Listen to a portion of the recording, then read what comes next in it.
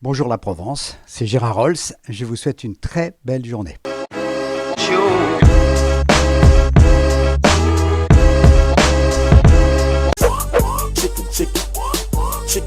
J'ai eu 44 ans de bonheur à la télévision en étant journaliste. D'abord au journal télévisé que j'ai présenté et ensuite au sport. Et puis après, en même temps, à la fin, j'ai réussi à remonter sur les planches, à reprendre des cours de théâtre et à jouer.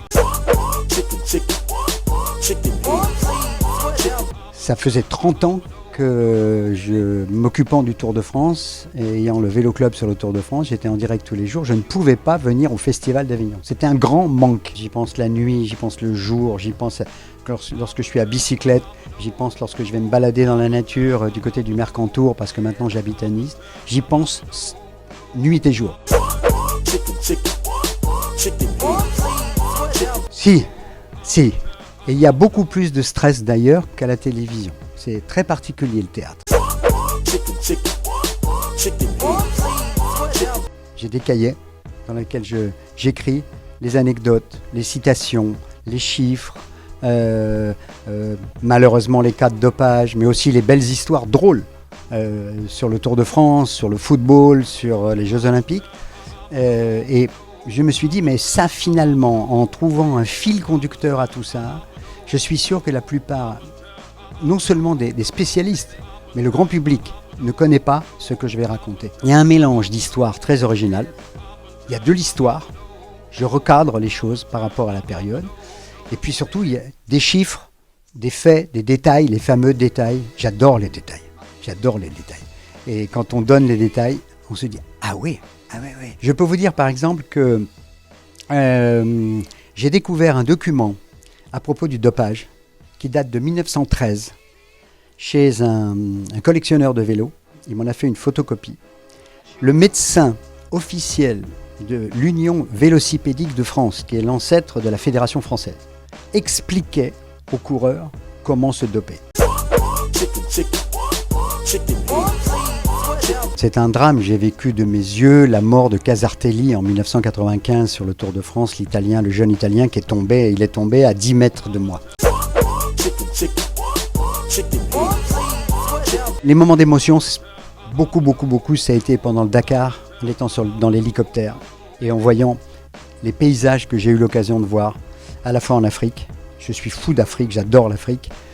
Du Burkina Faso à la Guinée, le Mali, le Niger où on ne peut plus aller aujourd'hui. J'ai encore des milliers d'images en tête de ce continent. Je suis passé 7 fois à côté de la mort. 7 fois, mais gravissime. Accident d'hélicoptère. Je me suis écrasé en hélicoptère sur le Dakar. Accident en montagne. J'escaladais le Mont Blanc, j'ai glissé sur le toit d'un refuge, je me suis retrouvé pendu par une main. Bref, 7 fois tout près. Je me suis dit à un moment, profite de tout.